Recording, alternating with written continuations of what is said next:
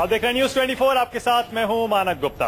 एक साल मोदी सरकार, आप जानते ही हैं अपनी इस खास पेशकश में हम नरेंद्र मोदी सरकार के पिछले एक साल का हिसाब किताब कर रहे हैं। किन मुद्दों पर सरकार पास हुई, किन मुद्दों पर फेल हुई, यही सब कुछ। क्योंकि एक साल में दावे बहुत थे, वादे बहुत थे, कितने पूरे हुए, कितने अधूरे रह गए। इस एपिसोड में हमारे साथ हैं किरण रिजिजू, जो कि देश की सबसे पावरफुल मिनिस्ट्री में मिनिस्टर हैं। देश में कुछ भी होता है, इनका मंत्रालय फौरन हरकत में आ जाता है। कहते हैं गृह मंत्रालय की मर्जी के बिना देश में पत्ता तक नहीं हिलता। किरण रिजिजू, एमओएस फॉर होम, गृह राज्य मंत्री, और उनके साथ स्टेज पर हैं हमारी editor in chief Anuradha Prasad. बिल्कुल मानक, और बहुत बहुत शुक्रिया, क्योंकि किरण जी हमारी बहुत शॉर्ट नोटिस पे आए और आपका बहुत बहुत स्वागत है इस कार्यक्रम में। किरण जी, सबसे पहले सवाल, सरकार से लोग पूछ रहे हैं कि दाऊद आएंगे कि नहीं आएंगे। आप पाकिस्तान सरकार ने बोल दिया कि दाऊद नहीं, हमारे पास यहाँ तो है ही नहीं है। उन्होंने साफ झूठला दिया है। देखिए, ये ऐसा एक विषय है जिसपे सरकार का कमिटमेंट लेवल आपको हर मोर्चे पर, हर मोड़ पर आपको दिखाना होगा। कोई सामान तो नहीं है कि आप सीधा उठा करके ले सकते हैं। तो उसमें हमारा सरकार एक कमिटमेंट लेकर के चल रहे हैं कि उनको पकड़ के हमारे देश में लाना है। ये हमारा कमिटमेंट है। उस कमिटमेंट को पूरा करने के लिए जो जो चीज हमको करना है उसमें कमी नहीं आएगी। अंतर्राष्ट्रीय स्तर पर विभिन्न देशों से बात करना, संयुक्त राष्ट्र का प्लेटफॉर्म में जाकर मुद्दा उठाना या पाकिस्तान का दबाव डालना, हर क्षेत्र में जो जो काम करना चाहिए उसमें कोई कमी नहीं है। बट रिजिजू जी, बात तो यही है कि चाहे वो मनमोहन सिंह की सरकार हो, चाहे वो मोदी जी की सरकार हो, बातें सारे मंत्री फिर जैसे ही सरकार आती है वैसे ही करने लगते हैं। दाऊद पर पिछले इतने सालों से देश यही सुन रहा है। आप लोगों के पास तो लोग ये एक्सपेक्ट करते थे कि मोदी जी की सरकार आई तो जैसे इजराइल टाइप का ऑपरेशन होता है वैसा ऑपरेशन होगा, जाएंगे वहां पर और उठा के लेके आएंगे, क्योंकि एक कमिटमेंट था कि हम दाऊद को लेके आएंगे। हमारा अपना देश का जो क्षमता है, इसको मैं नीचा नहीं करना चाहता हूं, लेकिन कुछ ऐसा हकीकत होता है उससे भी हमको परे नहीं होना चाहिए। और जिस मुल्क में वो आज रहे हैं और उस मुल्क उसको संरक्षण दे रहा है और वो मुल्क हमको कोऑपरेट नहीं कर रहा है, वहाँ के जो सिक्योरिटी एजेंसी से, इंटेलिजेंस एजेंसी से, वो हमको सहायता नहीं कर रहा है, तो ऐसा में वाकई में समस्या गंभीर हो जाता है। लेकिन मैंने जैसे शुरू में कहा कि हमारा कमिटमेंट में कमी नहीं आना चाहिए, लेकिन दूसरा अगर हमको साथ नहीं देते हैं तो उसका जिम्मेदारी हमारे ऊपर नहीं। किरण जी, लेकिन प्रॉब्लम ये नहीं है कि सिर्फ पाकिस्तान कोऑपरेट नहीं कर रहा है। किरण जी, लग ये रहा है, बहुत साफ साफ ये लग रहा है कि सरकार में भी ऐसा लगता है कि बहुत क्लियर पॉलिसी है नहीं। आप ही के सहयोगी हैं, आप ही के साथी होम मिनिस्ट्री में दूसरे एमओएस चौधरी साहब, वो ये कह रहे हैं पार्लियामेंट में एक रिटर्न क्वेश्चन के जवाब में कि दाऊद कहां है हमें नहीं पता है। देखिए, आप कहते हैं दाऊद पाकिस्तान में है, राजनाथ सिंह ने भी यही कहा पाकिस्तान में। मैंने इसको पहले भी क्लैरिफिकेशन दिया। जो सवाल लोकसभा में या राज्यसभा में आया वो एक परिप्रेक्ष्य है। उसमें एक्सट्रेडिशन जो प्रत्यार्पण को लेकर के सवाल उठा था कि उसको कब ला रहे हैं, तो उसका उस हिसाब से आपको जवाब देना पड़ता है। लेकिन उस जवाब में लोगों को एक गलत संदेश गया और हम नहीं चाहते कि गलत संदेश जाए या पाकिस्तान उससे फायदा उठाए।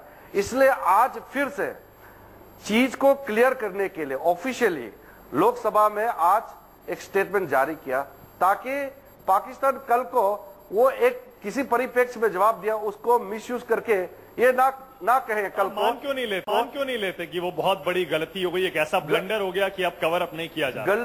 गलती का बात नहीं है। विषय को अगर सही तरीके से हमने नहीं बता पाया तो उसको सही तरीके से और बताने में हर्ज क्या है। वो वही जवाब था जो यूपीए ने दिया था 2 साल पहले, वही जवाब आपने संसद में लिखित तौर पर दिया। यूपीए ने करेक्शन नहीं किया, हमने किया ना।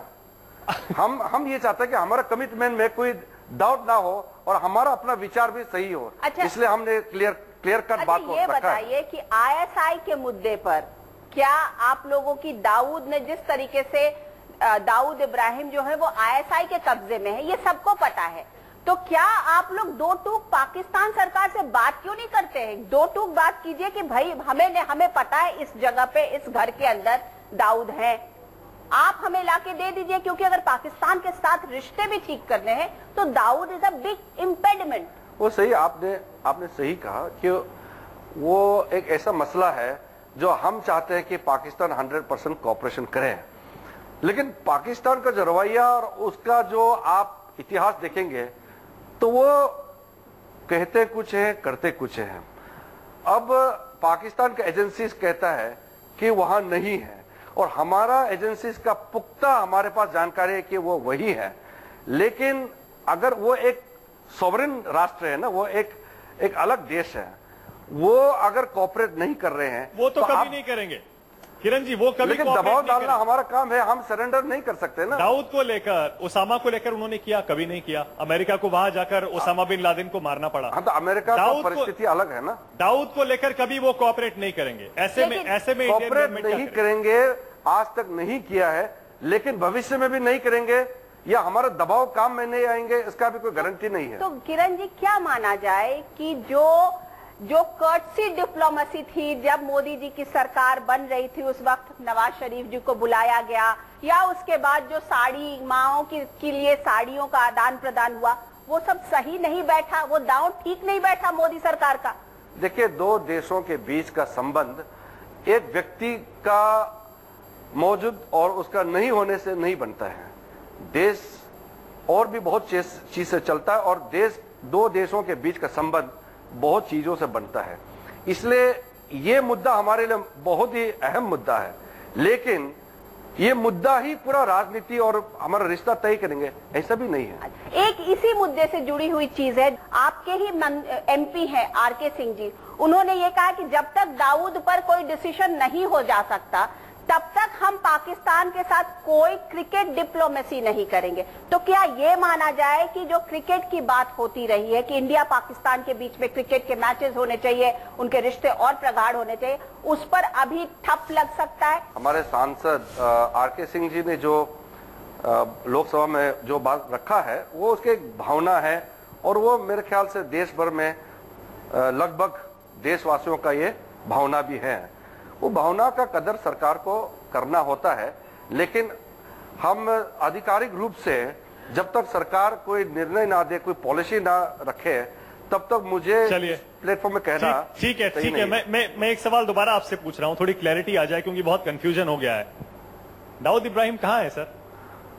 वो ऐसा चीज है कि सिक्योरिटी एजेंसीज या हमारा जो एक सीक्रेट जो हमारा एक होता है, कामकाज होता है, वो सार्वजनिक रूप से कहना जो है देश के हित में वो नहीं होता है। चुनाव से पहले मोदी जी साफ कह रहे थे कि हम आएंगे, हम 15 दिन में दाऊद को ले आएंगे। 15 दिन कभी नहीं कहा। अच्छा। हमारा लाने का कमिटमेंट है, इस बात को जरूर कहा है, चाहे काले धन हो, चाहे वो दाऊद इब्राहिम हो, हमने कभी ये नहीं कहा, प्रधानमंत्री जी ने कभी ये नहीं कहा कि हम 10 दिन 15 दिन में लाएंगे। अच्छा। एक प्रक्रिया होता है। अच्छा, आपने कम से कम ये स्पष्ट कर दिया है कि आप पाकिस्तान पर दबाव डालेंगे, सिर्फ यही करेंगे आप? मतलब दबाव मिलिट्री एक्शन रूल आउट करते हैं? दबाव डालने के अलावा और भी अगर कार्य करना है तो भी उसको सार्वजनिक रूप से घोषणा करके वो करना, वो देश हित में नहीं होता है। जी, आपसे एक दूसरा सवाल, चलिए हम दाऊद से थोड़ा आगे बढ़ते हैं और दिल्ली पे ही आ जाते हैं। दिल्ली की जो सरकार है, दिल्ली में जो सरकार है, वो लगता है कि जैसे कि दिल्ली की सरकार और केंद्र की सरकार के बीच में दिल्ली पुलिस जो है वो हमारी सैंडविच हो गई है। वो किसकी सुने और किसकी ना सुने। अगर वो केंद्र की नहीं सुनती है तो केंद्र गृह मंत्रालय से उनके ऊपर आप लोग सुबह सुबह डंडा बजाने लगते हो, और अगर वो दिल्ली सरकार की न सुने तो करे क्या, क्योंकि केजरीवाल जो है वो तुरंत में धरना प्रदर्शन की बात करने लगते हैं। तो बेचारी दिल्ली पुलिस क्या करे ये बता दीजिए। दिल्ली पुलिस का बेचारा मत बोलिए, वो बेचारा नहीं है। ये देखिए, वो हमारा अधीन है, गृह मंत्रालय का अधीन है। हमारा नहीं सुनने का सवाल कहां से आता है? वो होम मिनिस्ट्री कंट्रोल करता है दिल्ली पुलिस को। देखिए, दिल्ली देश का राजधानी है, ये पूर्ण रूप से ये राज्य नहीं है, ये एक केंद्र शासित प्रदेश है। यहाँ के मुख्यमंत्री को ये चीज जानना चाहिए कि देश में केंद्र शासित प्रदेश होता है, वो एक परिस्थिति में होता है, वो एक फुल फ्लेज स्टेट नहीं है। अगर यहाँ का मुख्यमंत्री अपने आप को एक फुल फ्लेज स्टेट का चीफ मिनिस्टर जैसे काम करेंगे, ये देश के हित में नहीं है। संविधान के दायरे में सबका अपना अपना रोल दिया हुआ है, उस दायरे में ही रह करके काम करना चाहिए। हमको भी, किसी को भी, चाहे मुख्यमंत्री हो प्रधानमंत्री हो, उस दायरे से बाहर निकलेंगे तो वो अपना जिम्मेवारी से वो बाहर जा रहे हैं। अच्छा, केजरीवाल तो ये कह रहे हैं कि गजेंद्र के मसले पर, जो आत्महत्या गजेंद्र ने की, जो किसान गजेंद्र ने की, उस पर आप लोगों का दिल्ली पुलिस पर बहुत दबाव है कि किसी तरीके से केजरीवाल और आम आदमी पार्टी को टाइट किया जाए।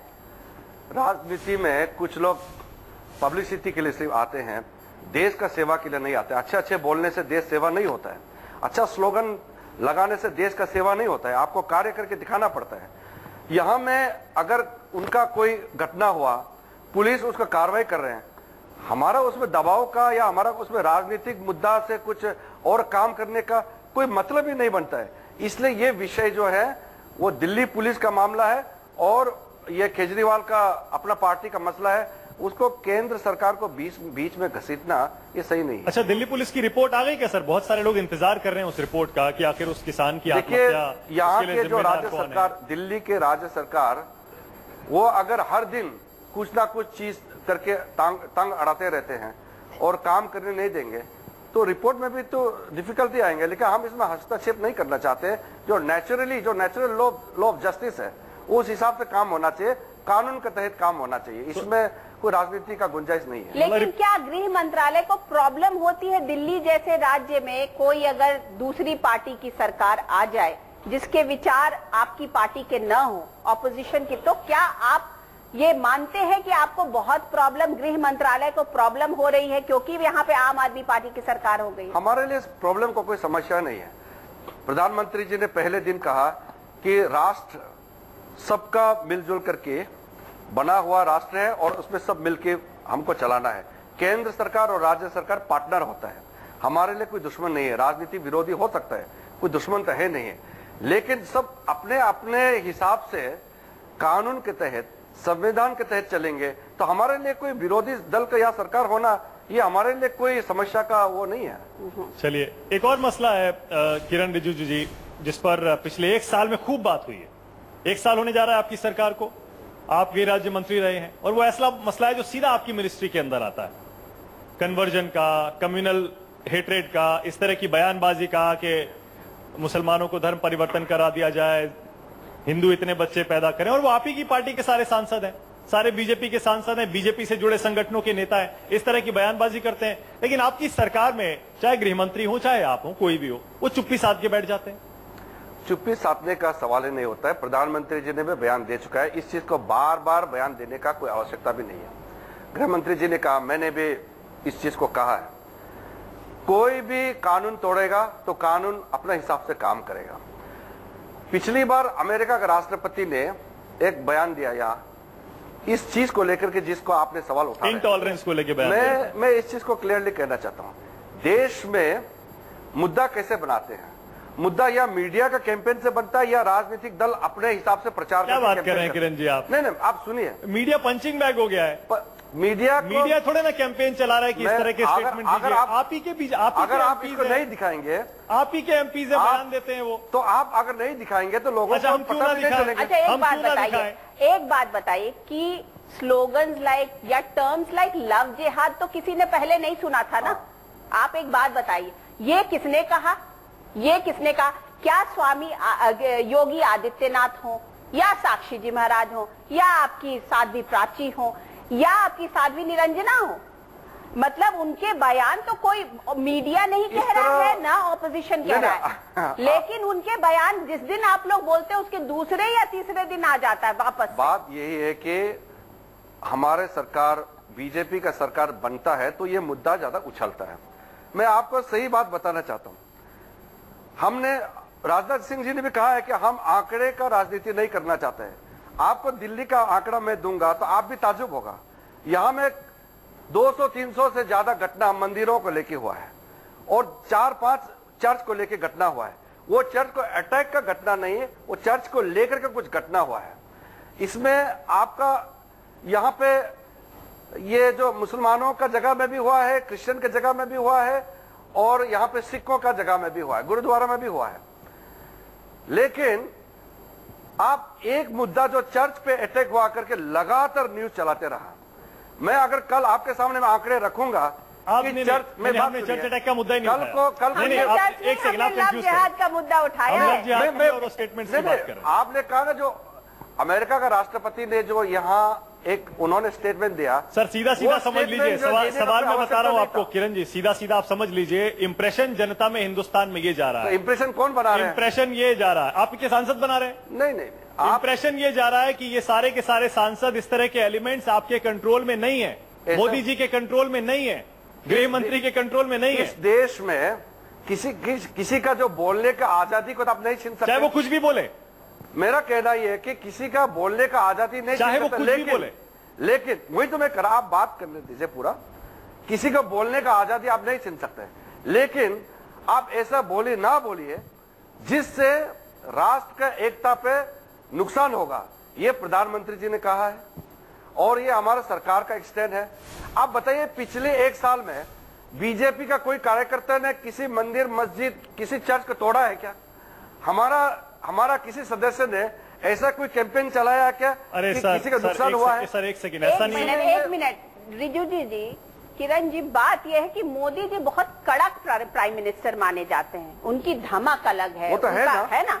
तो लोग तो ये एक्सपेक्ट कर रहे थे कि इस तरीके के बयानात जब आते हैं उसके बाद मोदी जी एक बार डांट के सबको चुप करा देंगे, लेकिन वो चुप तो नहीं हो रहे। इसका मतलब मोदी जी की डांट का कोई असर उनके ऊपर नहीं पड़ रहा है। ऐसा देखा कोई बच्चे वाला बात है नहीं, कोई डांट के चुप कराने का, या फिर आप जानबूझ के इस तरह के स्टेटमेंट्स आने देते हैं जिनसे आपको फायदा होता है। इसमें आप लोग देखिए, इस तरह का बयानबाजी हमेशा होता है, लेकिन हमारा सरकार बनने पर ही इसको मुद्दा बनाया जाता है। इतना पहले नहीं होता। मैं आपको सही बताना चाहता हूँ, ये 1947 से इस तरह का लगातार बयानबाजी हजारों में देते हैं, लेकिन हमारा सरकार जब बनता है तब ऐसा मुद्दा बना करके इसको दिखाया जाता है। मेरा कहना सही है कि हिंदुस्तान में सब धर्म के लोग शांति से बैठे हुए हैं।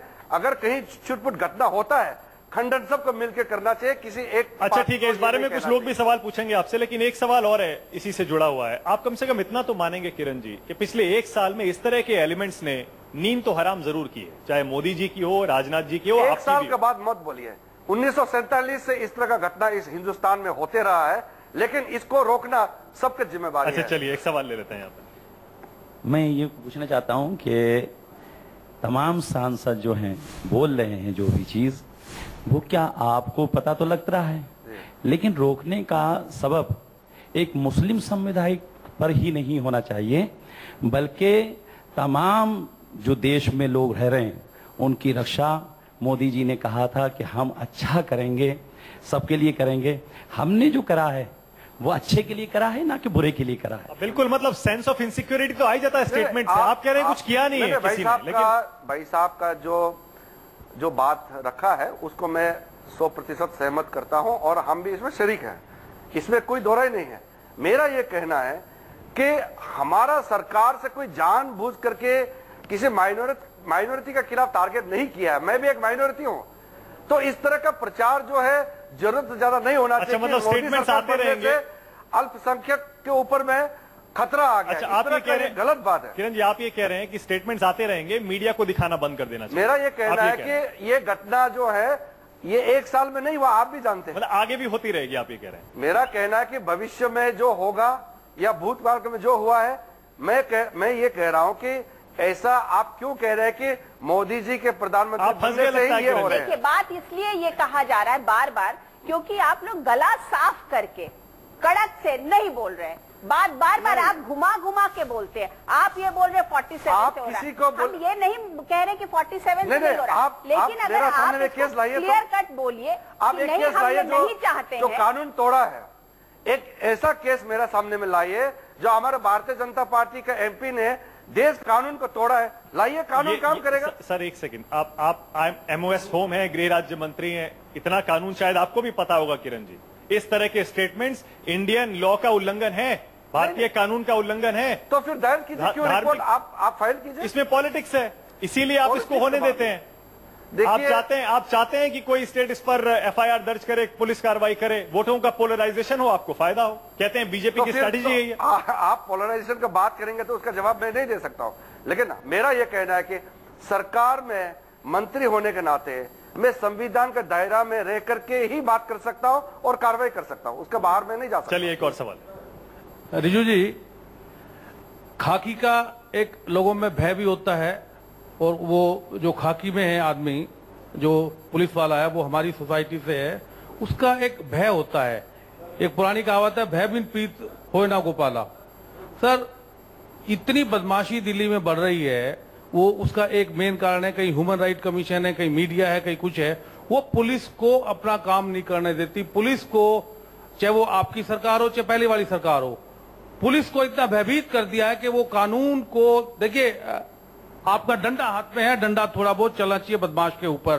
पुलिस को उतनी छूट होनी चाहिए कि वो अपने ये तो आपके लिए फुल टॉस है। वो कह रहे हैं पुलिस को और पावर दे दीजिए आप। ये सही कहा कि पुलिस के पास जो अपना पावर है वो इंडिपेंडेंट होना चाहिए। हाँ। और पुलिस को वो लोग डरना चाहिए जो कानून तोड़ता है, जो कानून मानता है, जो अच्छा सिटीजन है, अच्छा नागरिक है, वो पुलिस को डरना नहीं चाहिए। इसलिए पुलिस का छवि ऐसा होना चाहिए कि अपराध जो करते हैं अपराधी लोग डरना चाहिए, अच्छा लोग उसको। अच्छा, एक और सवाल है सर, अभी आपने कहा कि इसमें कहीं पर भी सीधे तौर पे बीजेपी या बीजेपी से जुड़ा हुआ कोई भी व्यक्ति इन हिंसाओं में नहीं जुड़ा हुआ। एक ट्वीट कुछ दिन पहले एक एबीवीपी के युवा एक कार्यकर्ता ने ट्वीट करके बोला, पदाधिकारी ने, कि गोधरा जैसे तरीके से ही 3000 मुस्लिम्स को मारना है। उसके ऊपर कार्रवाई हुई, अरेस्ट भी हुआ, बट सर वो सीधे तौर पे जुड़ा हुआ था। उसके अलावा किश्तवाड़ में, जम्मू कश्मीर में एक गुरुद्वारे के ऊपर सर अटैक हुआ, आरएसएस के लोगों ने अटैक किया, वो भी आपसे डायरेक्टली नहीं तो इनडायरेक्टली आरएसएस सभी जानते हैं कि जुड़ी हुई है बीजेपी से। इंडिया गेट पे महिलाएं, सर मोगा में जो कांड हुआ उसके ऊपर कैंडल मार्च कर रही थी, उनको मारा गया, बसों में डालकर घसीटते हुए लेके जाया गया थाने, वो भी पुलिस आप ही के अंडर थी सर। और इससे अलावा सर मैं आपको एक बात और बहुत बड़ी बता दूं, आप दाऊद को पकड़ने की बात करते हैं सर, एक तिलक नगर के आम आदमी पार्टी के विधायक ने जिस सरकारी कर्मचारी को थप्पड़ मारा था उसको फरार घोषित कर दिया, आज तक आपकी पुलिस उसको नहीं पकड़ पाई। दाऊद को पकड़ना तो दूर की बात है, आप भूल जाइए। ना मोदी जी कुछ कर रहे हैं, ना राजनाथ जी कुछ कर रहे हैं, आपको सिर्फ पेश कर देते हैं बयान देने के लिए, और कुछ भी नहीं होता। सर, बहुत सारे इश्यूज उठा दिए उन्होंने, लेकिन ये है कि पुलिस एक तो बर्बरता से बहुत काम करती है, और दूसरा बहुत सारे ऐसे काम है जो करने चाहिए वो नहीं करती है, बाकी सारे काम करती है। पुलिस कौन होते हैं? देश का पुलिस भी भारत का ही नागरिक है। पूरा जिम्मेवारी पुलिस का अकेला नहीं होता है, पुलिस का भी जिम्मेवारी होता है, देश का हर नागरिक का भी जिम्मेवारी होता है, उतना ही जिम्मेवारी सरकार का भी होता है। ये देश सबका है। इसलिए पुलिस तंत्र जो है वो कैसे बिगड़ा है, या समाज में जो तंत्र है वो कैसे बिगड़ा है, उसका मैं यहाँ 2 मिनट में तो यहाँ बैठ करके मैं चर्चा नहीं कर सकता हूँ। लेकिन जहां जहां घटना हुआ है, अगर उसमें कार्रवाई नहीं हुआ है तो मैंने जैसे कहा कि कार्रवाई नहीं हुआ तो सामने में लाइए। इसलिए ऐसा बात नहीं, आप एक घटना को लेकर के रिएक्शन करना वो अलग बात होता है, आप उसका जांच भी कीजिए, कार्रवाई सरकार ने किस हद तक किया है उसका भी देख लीजिए। इसलिए मैं ब्लैंकेट बात किसी सब्जेक्ट को लेकर के नहीं कहना चाहता हूं, लेकिन सब्जेक्ट वाइज अगर हमने काम नहीं किया है या हमने छूट दिया है, हमारे ओर से गलती किया है, तो उसको जरूर पॉइंट आउट कीजिए, उसको हम सुधरेंगे और आगे कार्रवाई भी करेंगे।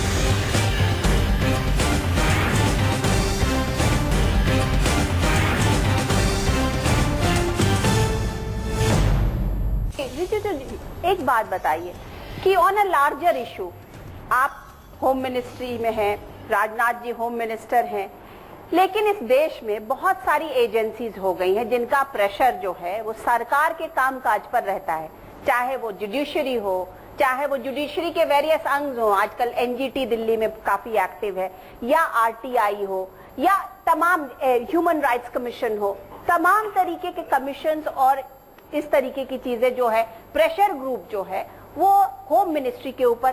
क्या एक्चुअली आप लोग इसके दबाव में रहते हैं क्या, कि आप अगर एक काम सलीके से करेंगे तो दूसरे किसी एजेंसी का डंडा आपके ऊपर पड़ जाएगा? देखिए, गृह मंत्रालय और बाकी में फर्क यह है कि बाकी जितने भी मंत्रालय होते हैं वो लोगों को फायदा पहुंचाने के लिए डेवलपमेंटल काम होता है, विकास का काम होता है, पावर का काम होता है, बिजली देना, आपका वाटर रिसोर्सेज का होता है, नदी का काम होता है, या आपका ट्रांसपोर्ट मिनिस्ट्री होता है, वो रास्ता बनाता है। होम मिनिस्ट्री जो देश को कंट्रोल करके सिक्योरिटी देने का मंत्रालय है, इसका बिल्कुल अलग टाइप का रोल है, ये सेंसिटिव है, बहुत अच्छी से गलत काम करने वालों को रोकता है। तो ये आपको रेगुलेट करता है, रोकता है, नियंत्रण करने का काम करता है। तो ऐसा वाला मंत्रालय ज्यादा पॉपुलर नहीं होते हैं। हम किसी को गाड़ी खरीद के देंगे, एम्बुलेंस देंगे तो वो खुशी होता है। होम मिनिस्ट्री गलत काम करने वालों को रोकता है, अरेस्ट करता है, पाबंदी लगाता है। प्रेशर है आप लोगों को? प्रेशर जरूर होगा, क्योंकि मंत्रालय का ये नेचर ही ऐसे है। देश को सिक्योरिटी से जोड़ना, देश को एकत्रित रखना गृह मंत्रालय का काम होता है। ये बहुत सेंसिटिव मिनिस्ट्री है, इसलिए इसमें ताली ज्यादा नहीं मिलता हमको। लेकिन हम खुशी तब होता है कि देश में शांति से लोग रह सकते हैं। पिछले 11 महीना में कोई मेजर हमला या कुछ बड़ा घटना, हम तो ईश्वर से ये दुआ करेंगे कि ऐसा ही रहे कि पिछले 11 महीने में कोई इस तरह का बहुत बड़ा घटना इस देश में नहीं हुआ। तो हम मानते हैं कि आगे भी हम इस तरह का देश को सुरक्षा देते रहेंगे, ये हमारा प्राथमिकता रहेगा। एक और सवाल है किरण जी, बात हो रही थी अभी, भाई साहब बात कर रहे थे कि माइनॉरिटीज पे हमले हैं या फिर एबीवीपी का ट्वीट है। तो मोदी जी एक ट्वीट करते हैं जब वो कहते हैं कि अभी थोड़ी देर में गुड न्यूज दूंगा, और एक फादर को वापस लेकर के आते हैं वो विदेश से, और फिर यमन से भी बहुत सारे मुस्लिम वापस लाए जाते हैं। तो एक कॉन्ट्राडिक्शन है क्या? कहीं पे सरकार अपने काम को आगे रखने में, रिप्रेजेंट करने में निष्काम हो रही है? ये देखिए, एक परसेप्शन की बात है। मोदी जी ने कभी भी देश को चलाने के लिए किसी एक विशेष समुदाय को लेकर के चलने का ना बात किया है, ना कोशिश किया है। जब मुख्यमंत्री थे तो भी उन्होंने 5 करोड़ गुजराती का बात किया है। आज वो देश का प्रधानमंत्री 125 करोड़ हिंदुस्तानियों को एक साथ ले चलने का बात करता है। इसलिए जो इतने सालों में टुकड़े में जो पॉलिटिकल जो है, आप ग्रुप लेकर के जो पॉलिटिक्स चलाने का इस देश में काम हो रहा है, उसको नरेंद्र मोदी जी ने सामूहिक रूप से देश के लिए, हम प्रधानमंत्री देश के लिए, इस नारा के साथ वो काम कर रहे हैं। ऐसे में हम अलग अलग टुकड़े में जोड़ करके देखना सही नहीं होगा। हम लोग इस देश का नागरिक है, सब बराबर है। इसी मुद्दे से हम चलना चाहिए, ना कि किसी एक विशेष समुदाय का इसलिए ज्यादा लाभ मिलना चाहिए। ये देश का हित में एक और सवाल है। Good evening sir. सर, नोगा में एक कांड हुआ जहां पे ऑर्बिट बस ट्रांसपोर्ट थी, वो आपके कोalition में है पंजाब में, अकाली दल बादल है सर। यहाँ पे हरसिमरत कौर बादल हुई कोलीग ऑफ योर्स सर, वो यहाँ पे मना करती हैं पार्लियामेंट के बाहर कि मुझे नहीं पता वो बस किसकी थी सर, वो जबकि वो खुद ऑनर है उस बस की। सर, वहां पे होम मिनिस्ट्री में एक नोटिस इशू किया था कि वहां से हमें रिपोर्ट चाहिए। क्या वो रिपोर्ट आज तक आ गई है, और अगर आ गई है तो पब्लिक में सर कब आएगी? रिपोर्ट हमारे पास आ गई है, हमने पूरा जांच किया है, और वहां के राज्य सरकार ने एक आईजीपी रैंक का ऑफिसर को अपॉइंट करके पूरा उस मसले को देखने के लिए वो नियुक्त भी कर चुका है। इसलिए ये कौन सरकार चला रहे मतलब ने मसरम अलग भट्ट को अगर दिल्ली कश्मीर में रिलीज किया, हमने तुरंत यहां से कहा, वहां बीजेपी पीडीपी का सरकार है, फिर भी कहा कि तुरंत गिरफ्तार करने का वहां प्रक्रिया शुरू करना चाहिए। इस तरह का पंजाब में मोगा में कोई घटना, महिला का साथ और बच्ची का मौत हो गया, तो हम उसको बहुत ही सीरियसली तुरंत रिपोर्ट मंगवाया और काम भी कर रहे हैं। इसलिए वहां कोई सरकार किसका है, बस का मालिक कौन है, हमारे लिए कोई मतलब नहीं है। देश का नागरिक का सुरक्षा, यही हमारे लिए कंसर्न है। इसलिए मोगा का जिक्र आपने किया, वो पंजाब सरकार ने भी काम किया, और हमने भी उसको देख रहा है कि अगर उसमें कोई गलती हो गया तो फिर हम दोबारा कहेंगे कि और क्या कर सकते हैं। ठीक है सर, एक और सवाल है जो बड़ा इशू है, उस पर भी बात करना है। 1 सेकंड आ रहा हूं आपके पास, और वो सवाल है हिंदुस्तान और चीन के रिश्ते। देखिए, मेरा जो निजी व्यक्तित्व को लेकर के 2 बड़े देशों के संबंध को हम किसी रूप से हम बिगाड़ने नहीं। वो सवाल है हिंदुस्तान और चीन के रिश्ते। देखिए, मेरा जो निजी व्यक्तित्व को लेकर के 2 बड़े देशों के संबंध को हम किसी रूप से हम बिगाड़ने नहीं चाहते हैं। और चीन क्योंकि आज विश्व का सबसे महत्वपूर्ण देश के रूप में उभर के आ रहे हैं, तो उसके साथ वो हमारा पड़ोसी है, हम चाहते हैं कि हमारा साथ संबंध अच्छा हो। मेरे प्रदेश को लेकर के जो समस्या है वो अभी का नहीं है। लेकिन आपको तो बुरा लगता होगा किरण जी, जब चाइनीज प्रेसिडेंट आए थे तब भी आपको नहीं बुलाया मोदी जी ने उसमें देखिए, वो डिनर में पेपर में इसको विषय बना करके उठाया। मैंने उस समय कुछ बात को मैंने कहा नहीं, मैंने चुप्पी रखा, क्योंकि उस देश का राष्ट्रपति, हमारे देश के प्रधानमंत्री के बीच में कोई समिट मीटिंग होता है, उसमें केंद्र के गृह राज्य मंत्री को वहां पे बैठने का कोई कारण नहीं बनता है। इसलिए मुझे क्यों नहीं बुलाया, क्योंकि मैं अरुणाचल प्रदेश से सांसद भी हूं लोकसभा में, ये कोई बात नहीं। लेकिन आपके प्रदेश के लोगों को तो ये अच्छा लगा होता ना कि जब चीन का राष्ट्रपति आया है तो उनके प्रदेश का जो है, उनका जो नुमाइंदा है वो वहां पे प्रेजेंट रहे। बात अरुणाचल प्रदेश की है सर। स्ट्रॉन्ग स्टैंड वो तो नरेंद्र मोदी जी आपकी सरकार क्यों नहीं ले रही है? मैं जब विपक्ष में था, मैंने ही ये मुद्दा को एक सेंट्रल मुद्दा बनाया। मेरे लोकसभा में आने से पहले अरुणाचल प्रदेश का लोकसभा में चर्चा तक नहीं होता था। मैंने इसको सेंट्रल इश्यू बनाया और आज हिंदुस्तान और चीन के बीच में जब वार्ता होता है, आप ही उसमें नहीं होते। मुद्दा जो है बिल्कुल उठता है। और अभी भी आपने मुद्दा बनाया और आप ही नहीं है उसमें। मुद्दा बनाना ही बहुत बड़ा बात होता है। इसलिए ये जो है आज आप जो सवाल कर रहे हैं उसका प्लेटफॉर्म भी मैंने ही दिया है। लेकिन आपने मुद्दा तो बना दिया, लेकिन मैं कह रहा हूं अभी भी सवाल का जवाब नहीं मिला। मुद्दा बनाने से उसका एक स्ट्रॉन्ग स्टैंड क्यों नहीं ले रहे हैं? समाधान का कोई गारंटी चीन को सीधे सीधे क्यों नहीं बोल देते हैं अरुणाचल प्रदेश हमारा है, उसकी तरफ देखे भी नहीं? चीन हमारा कोई सब सर्वेंट देश तो है नहीं, वो एक अरुणाचल प्रदेश तो अपना है। चीन और भारत के बीच में अगर सीमा नहीं बनाया, ये हमारा गलती नहीं है। और 1961 में जब चीन के उस समय के प्रधानमंत्री चाओ इनलाई ने एक प्रपोजल रखा था कि भारत और चीन के बीच में खास करके जो मैकमोहन लाइन को हम उसको मान्यता देना चाहिए, उस समय अगर हम मान्यता नहीं दे पाया, उसमें रेखा नहीं खींच पाया, तो उसका पंडित जवाहरलाल नेहरू का गलती को हमारा ऊपर मत थोपिए। अच्छा ठीक है, एक और सवाल मैं आपसे पूछ रहा हूं। सवाल ये है किरण जी, सवाल ये है कि चीन और पाकिस्तान, इन दोनों में से आप ज्यादा बड़ा खतरा किसे मानते हैं? खतरा किसी को हम खतरे के रूप से किसी को देखना भी नहीं चाहिए।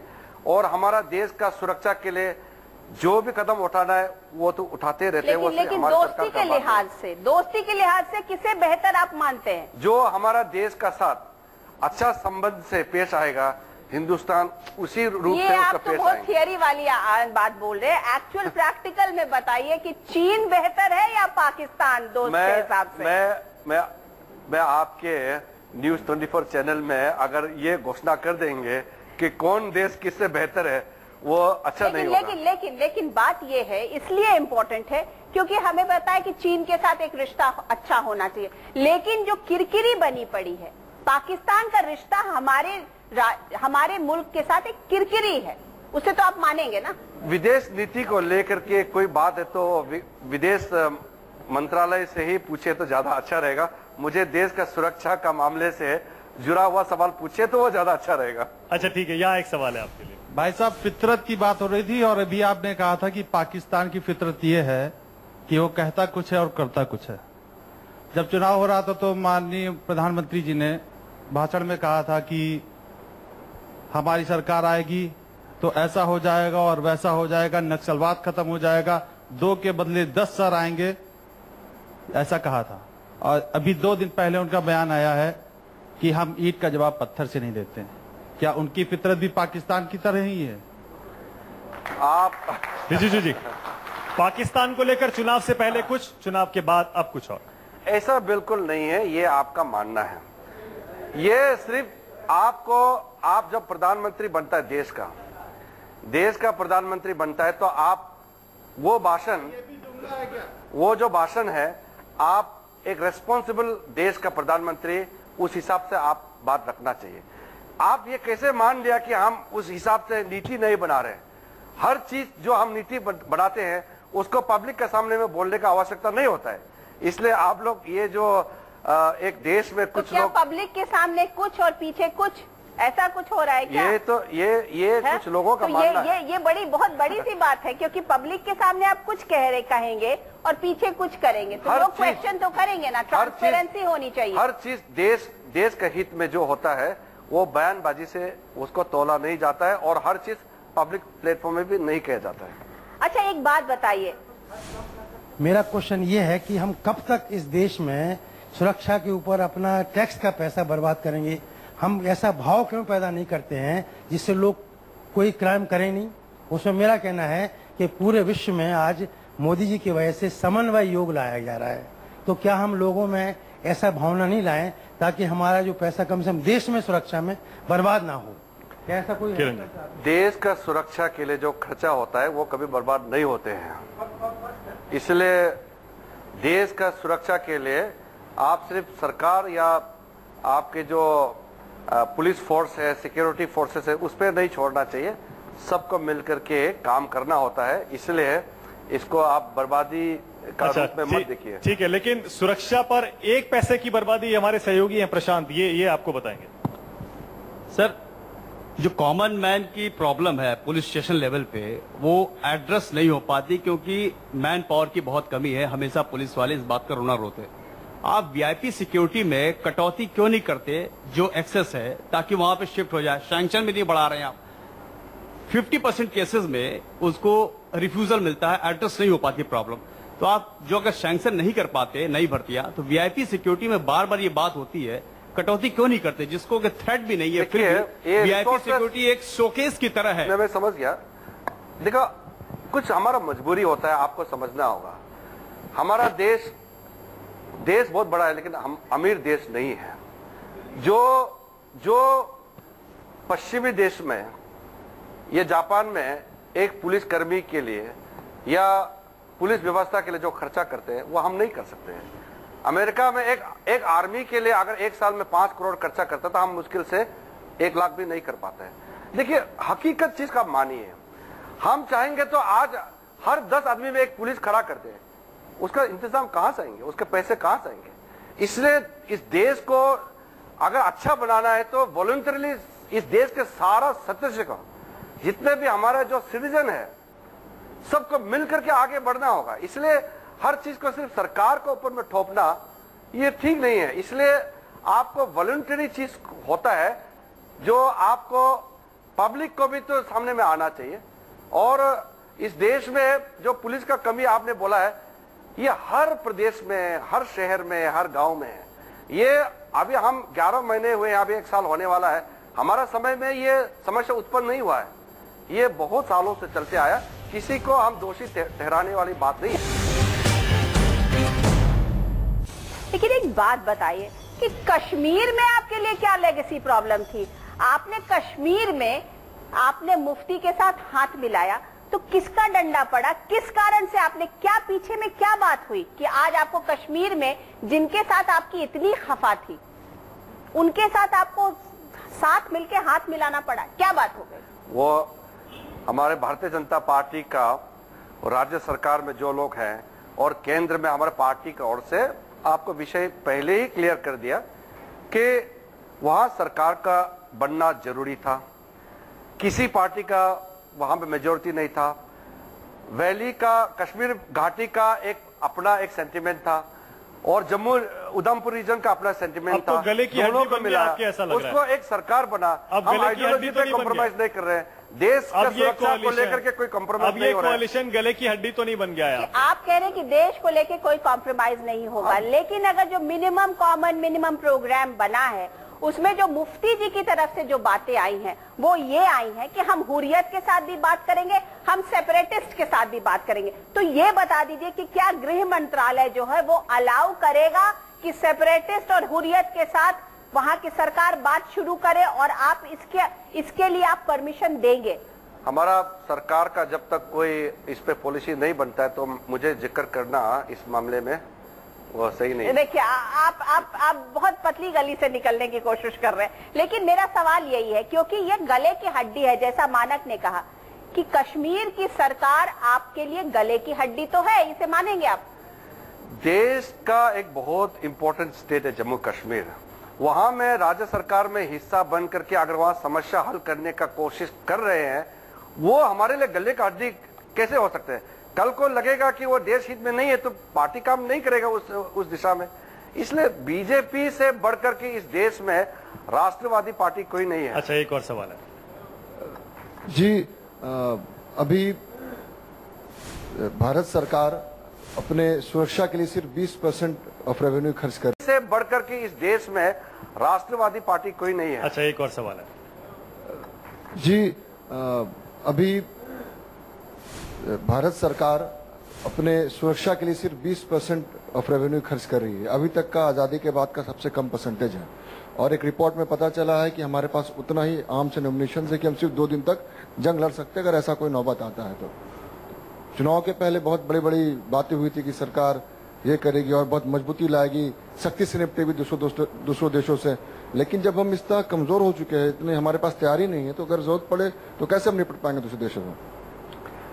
देखिए, ये इसको मैं सीधा जवाब नहीं दे सकता क्योंकि ये देश का सुरक्षा का मामला है और हमारा रक्षा मंत्रालय से भी बात को आपका सामने रखा है। उस दिन रक्षा मंत्री ने भी कहा है कि देश का सुरक्षा को लेकर कोई खतरा नहीं है। लेकिन मैं एक बात कहना चाहता हूं, एक बच्चे को जन्म देने के लिए भी 9 महीना एक औरत अपने कोख में बच्चे को रखना पड़ता है, तो 9 महीना तो बच्चा पैदा करने में लगता है। आप कहेंगे कि हाँ 9 महीना होगा बच्चा तो पैदा हो गया, अरे उस बच्चे को फिर से बच्चे पैदा करने के लिए भी फिर समय नहीं चाहिए कि और समय चाहिए ना। इसलिए आप 11 महीने में ये शुरू कर देते हैं कि वो वादा किया था, ये बोला था, वो बोला था। समय चाहिए होता है हर चीज को एग्जीक्यूशन करने के लिए, टाइम चाहिए, उसके लिए वक्त चाहिए। ये पहला साल है। अच्छा, जाहिर है थोड़ा सेंटीमेंट आप देख रहे हैं। एक सेकंड, थोड़ा सेंटीमेंट आप देख रहे हैं, एक सेकंड, क्योंकि चुनाव से पहले बहुत माहौल बना था। ये सेंटीमेंट शायद इसीलिए कि उम्मीद अच्छा है ना, उम्मीद माहौल बना। आज प्रेशर है, बीजेपी हमारा एनडीए सरकार के ऊपर प्रेशर है कि परफॉर्म करे। अच्छा है ना, प्रेशर रहेगा तो हम और काम करेंगे। अच्छा, एक सवाल ये हमारे सहयोगी हैं राजीव, ये पूछना चाहते। मेरा सवाल किरण जी दाऊद को लेके है। आज सारे दाऊद का बहुत बात हो गया, अभी मत कीजिए। नहीं, सारे पाकिस्तानी अखबारों और वेबसाइट्स पे लिखा है कि मोदी सरकार ने भी मनमोहन सरकार का राग अलापा, राजनाथ ने अपने मंत्री के बयान से पलटे, इस तरह की बातें हैं। और कई बार आपके विरोधी कहते हैं कि गृह मंत्रालय में दाऊद के बारे में क्या हो रहा है इसकी जानकारी मंत्रियों को नहीं है, क्योंकि ये फैसला अजीत डोभाल करते हैं, एनएसए करते हैं। क्या देखिए, सरकार का जो अंदर में तंत्र है वो किस तरह से चलाते हैं, कैसे है, उसका तो चर्चा मैं नहीं करना चाहता हूं। लेकिन दूसरे देश में अखबार में क्या छपा है उससे तो हमारा नीति तय नहीं होते हैं। मैं आप लोगों को एक बात कहना चाहता हूं, गृह मंत्रालय सिर्फ ये दाऊद इब्राहिम और इस पे नहीं रहना चाहिए। इसमें इस मंत्रालय में हमने पिछले 11 महीने में बहुत कुछ किया है। ये भाषा को भी देखते हैं, सीमा प्रबंधन भी हमारे पास है, यहाँ पे फॉरेनर्स डिवीजन का वीजा भी हम तय करते हैं, सेंट्रल स्टेट रिलेशन होता है, यहाँ पे पॉपुलेशन सेंसस का काम हमारा करता है। ये बहुत बड़ा मंत्रालय है, इसलिए इसको आप एक ही इशू को बार बार जोड़ के मत देखिए, क्योंकि जो मैंने जिस विषय को मैंने आपको कह चुका हूँ उसको दोबारा। लेकिन क्या इंटरनल सिक्योरिटी का जो मसला है वो सिर्फ और सिर्फ अजीत डोभाल जी देखते हैं, एनएसए देखते हैं? क्योंकि ये कहा जाता है कि होम मिनिस्ट्री से इंटरनल सिक्योरिटी जो है वो शायद आप लोगों के हाथ में नहीं। पता नहीं ये किसने न्यूज चलाया। गृह मंत्रालय का अपना जो ड्यूटी है वो ड्यूटी कर रहे हैं, और इसको किसी ने अगर एक विषय बना करके इसको अंडरमाइन करने का कोशिश करते हैं तो हम कुछ कह नहीं सकते हैं। अजीत डोभाल ये पहला नेशनल सिक्योरिटी एडवाइजर नहीं है, कितने सालों से एनएसए रहे हैं, इसलिए एनएसए का अपना रोल होता है, गृह मंत्रालय का अपना रोल होता है, इसलिए ये सबको मिक्स नहीं करना चाहिए।